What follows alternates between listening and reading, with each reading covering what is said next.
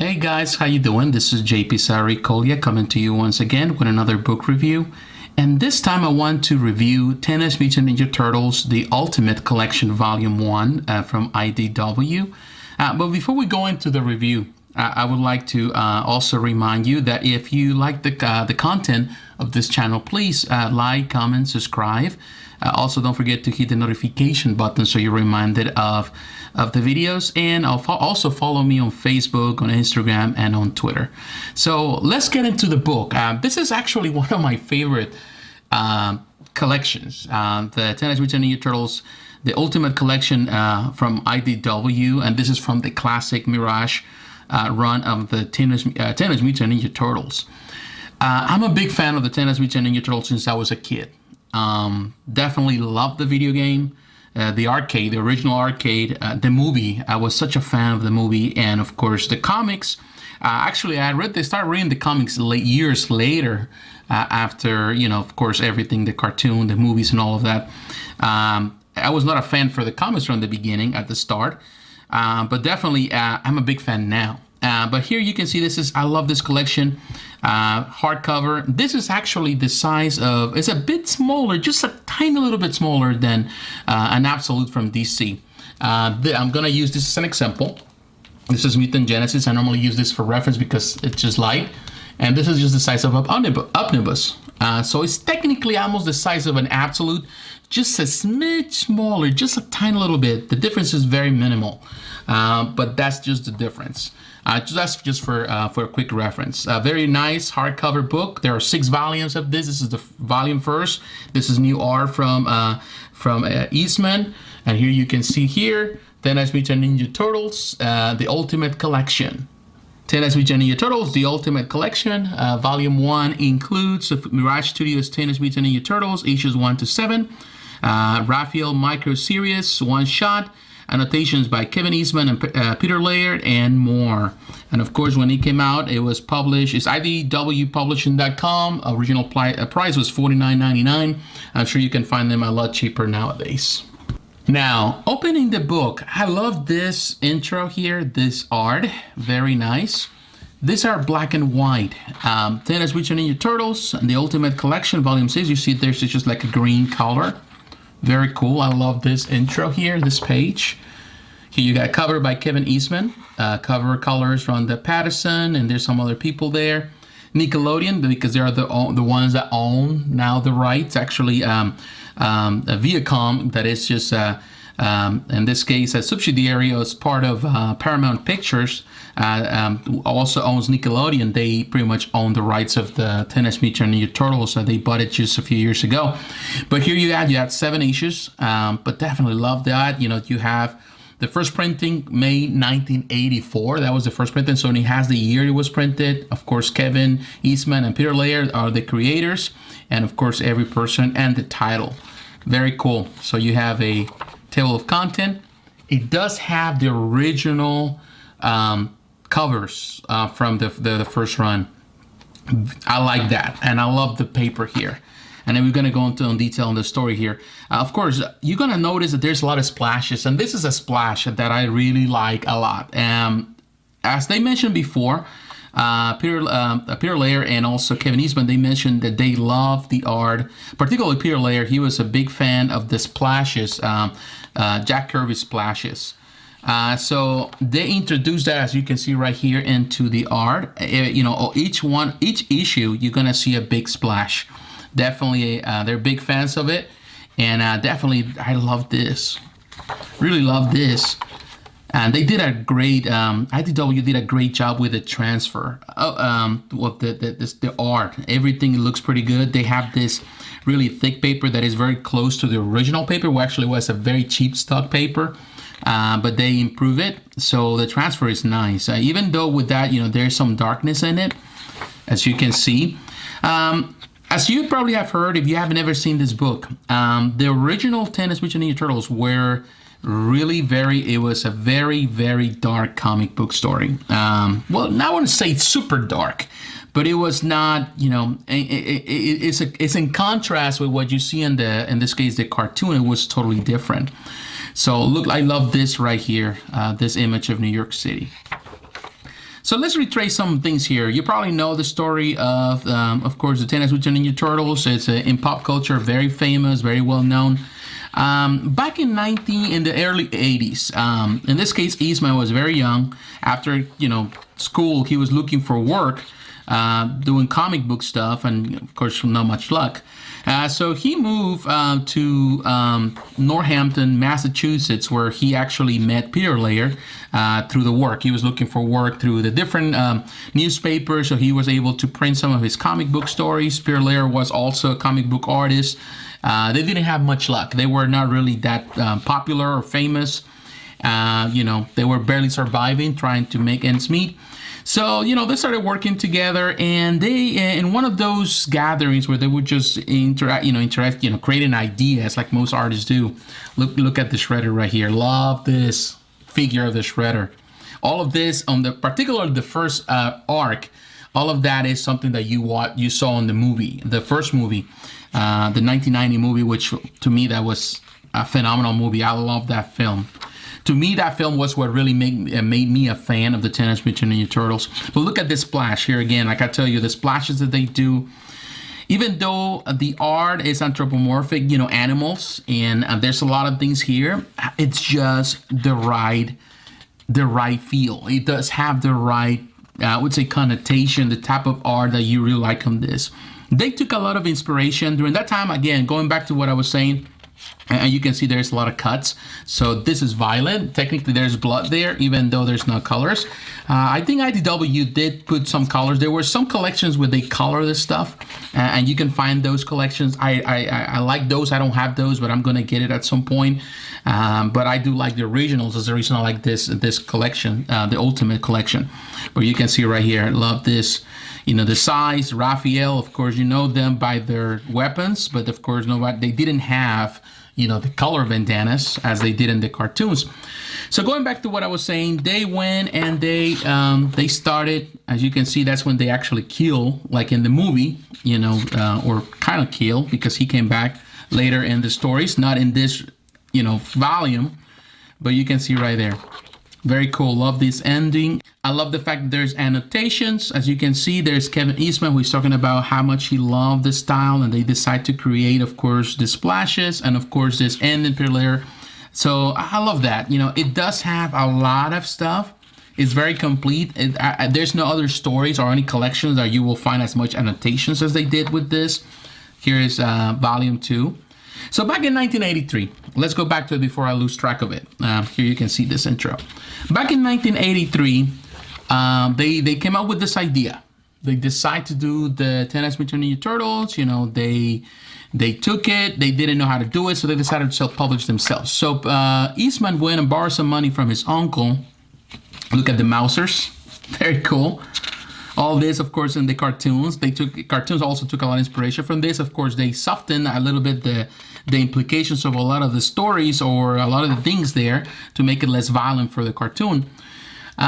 So that's what they did. But of course, everything you have seen in all the different variations of the Teenage Mutant Ninja Turtles on the cartoons and video games and the movies, all of that, they took ideas from this. Definitely. It has expanded on the lore of it, but everything started here. But it was full. So they created the idea with a little loan. They published themselves. They printed like it was less than 3,500 copies, and they sold very quick. They sold them themselves, and people were really asking for more. So of course, with that, they were able for the second issue. They were able to, I think, they were pre-orders for 15,000, copies. So they were able to, I think, after all the profits, after everything that they paid, they were able to get like a $2,000 a piece. So for that money, and that allowed them to really go full time into the job. So they started working on that through 1984, 1983. So it was getting popular through all these issues here. There were people who were asking for more. They got invited to their first convention in Atlanta. So things were like really looking good.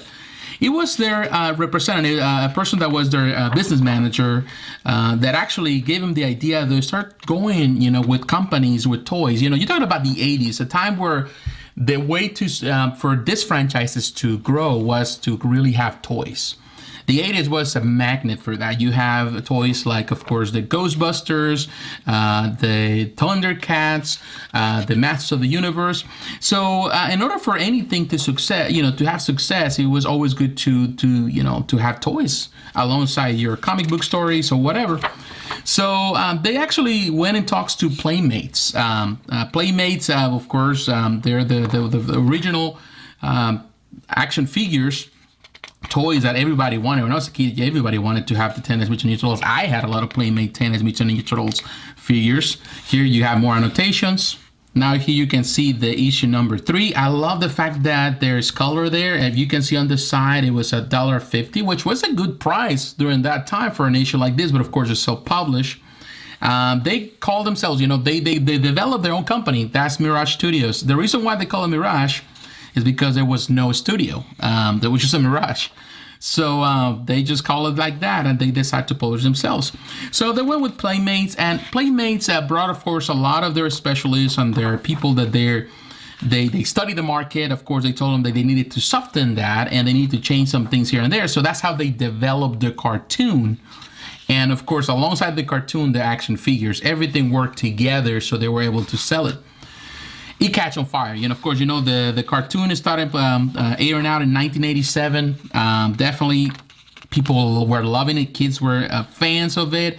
The cartoons, of course, it was 1989 when the video game came out, which to me, that was a phenomenal video game. That's what hooked me into the Teenage Mutant Ninja Turtles. In 1990, the movie, it was good. The movie, to me, to this day, there's been movies, every movie is different, but no movie has been as good as that movie, the original movie. It has a little darker tone. It really it follows a lot of the stuff here. It does it well, as you can see. And, many people would say that this art style, it'd be a little cheesy looking. Not to me. I really like it. It's good for what it was. When they created the stories, and they mentioned this before, they actually took a lot of inspiration from Frank Miller's Ronin, Frank Miller's Daredevil in the 80s, which was very popular. Also, Dave Sims' Cerebus, which Cerebus is the Aardvark, very popular too. It has a lot of connotations of philosophy and all that kind of stuff. They took inspiration from the New Mutants. They took inspiration for a lot of stuff during the 80s. There was a darker tone in comic book stories, Frank Miller's style particularly.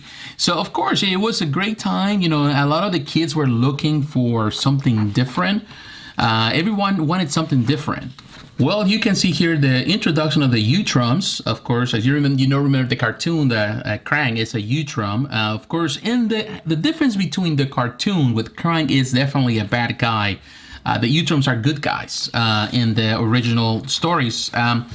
Of course, they have kind of changed some things. Of course, later on, Krang was actually a bad apple from the U-Trums, but they're peaceful people. They're actually peaceful creatures from outer space. There's one introduction of Raphael. Look at this, and actually this is the introduction to Casey Jones, which actually also the movie presented. But here you can see, and one thing I like about the characters, you already see the characters and their differences. And of course, the movies, and of course the cartoons, they have expanded into it. The difference between Leonardo, Raphael, Michelangelo, and of course Donatello, their differences. But here's the introduction of Casey Jones. I love the movie because of that. I can tell you one thing. When the movie came out in the summer of 1990, and I went to watch it, I already played the video games. I already watched some of the cartoons. Love this one here. Love this part. So I was already a fan per se, although not like a big fan. But the movie made me a big fan. It was the movie. So, of course, with that, I watched the cartoons. They were okay. Actually, the cartoons that came later in the 2000s, there was another that actually was by Nickelodeon. I think Nickelodeon was doing it then already. It was a bit darker. I liked that cartoon because it was also closer to the comics in many ways, to the, to this style, the Mirage style, which I like. I really like that. And actually, I love IDW, what they've been doing with their comics recently.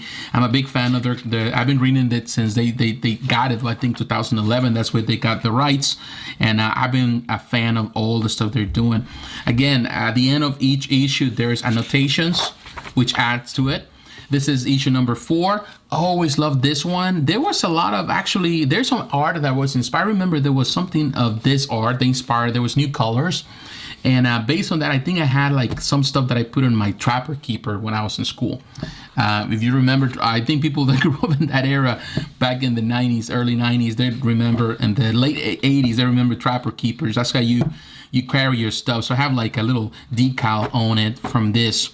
So yeah, this brings a lot of memories to me. Really love this one. Look at this.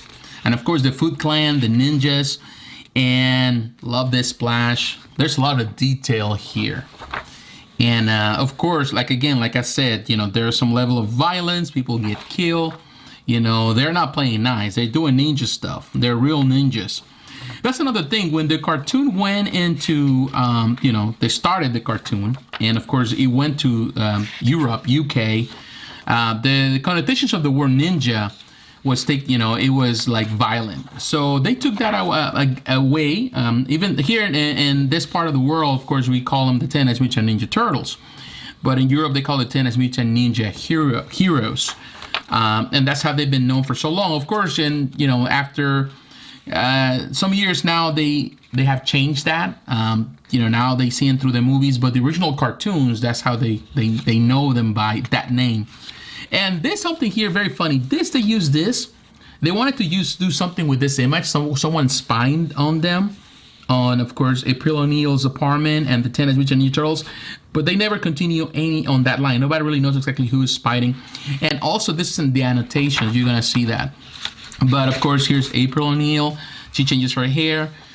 She's very reminiscent of the movie. The actress that did the movie, of course, looks like that. I don't know. There's a lot of stuff here that I really like. I love the style. Now, there's some cheesiness on the storyline. Normally, when people think about these stories, when they think about Mirage, the original Mirage run, look at Splinter.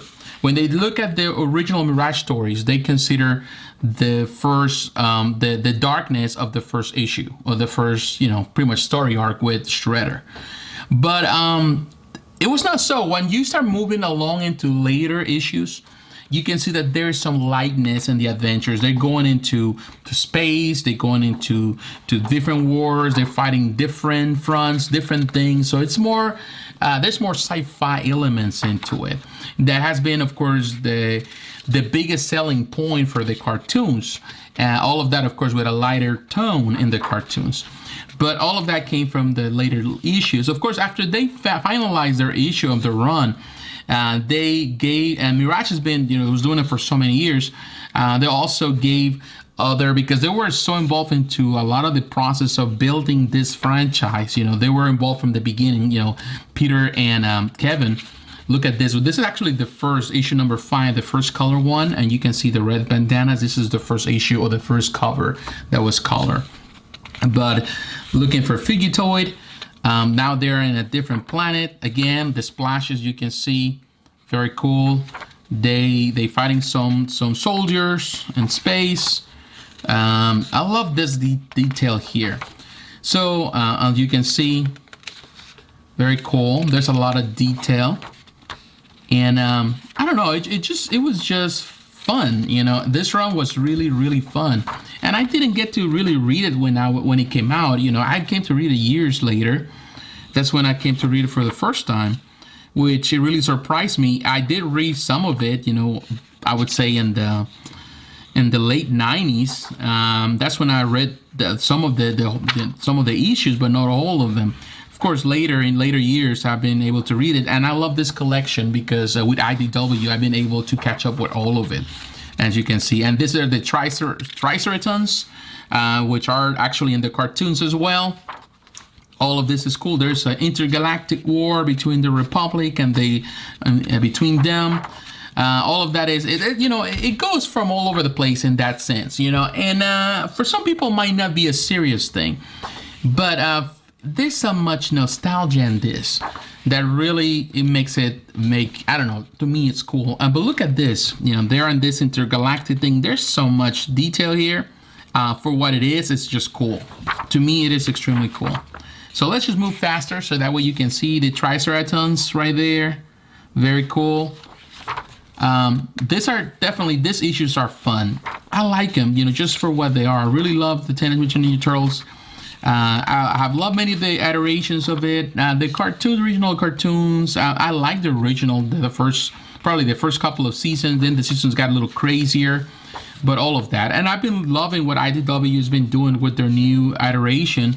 And of course, Kevin Eastman is actually doing some stuff for them, doing some of the art, some of the covers, which is cool. And of course, after, when they developed this, they got involved in so much stuff. Back in the late 80s, actually, they passed some of these comics into Archie Comics, and they were doing some stuff with Archie Comics, and then they led Archie Comics to bring their own. They brought their own artists to do more stuff, and those are called the Teenage Mutant Ninja Turtles Adventures, or Tales of the Teenage Mutant Ninja Turtles. I don't remember. And they're not pretty much in line with a lot of this stuff. They try new things, so it was pretty cool. And Teenage Mutant Ninja Turtles has been having so many different revisions, but what I can say is that a lot of that, they have maintained the core elements of what they are. It's just 4 teenagers, Master Splinter, April O'Neil, and of course Casey Jones against the Shredder and the Foot Clan and all the people around the Foot Clan. So there's always been some of that element, all of that included here. And they took inspiration from that. The Mousers, Baxter Stockman, all of that they have taken from this. And this is number 7. Again, there's the colors, pretty cool. And this is a big battle royale here. I really recommend this book. I can tell you this. I really love this collection. And actually the price is pretty good, I'm looking at it. Look at this detail. April O'Neil looking pretty sassy there. But here you go. Love this. I don't know. There's a lot of stuff here. When you really look at it, of course, you might find them a bit cheesy. But if you're a fan of the Teenage Mutant Ninja Turtles, you feel at home. You feel in the right place because everything here is easy to understand in the sense that we have seen them one way or another, whether we have watched one show or the other. All of this has some continuity. Throughout the whole story, throughout, 35 years of the Teenage Mutant Ninja Turtles. And here you have some sketches, pretty cool, some stuff there, and this is where it ends. Now, in conclusion, do I recommend this book? I certainly do. I do recommend this for any Teenage Mutant Ninja Turtle fan. If you're a fan of the cartoons, if you're a fan of the toys, if you're a fan of the movies, definitely this is something, it's a collector item. This is something that definitely has everything. Now, the original comics, they're, like, particularly the first run that only have less than 3,500 copies, that goes for crazy prices, just that single issue.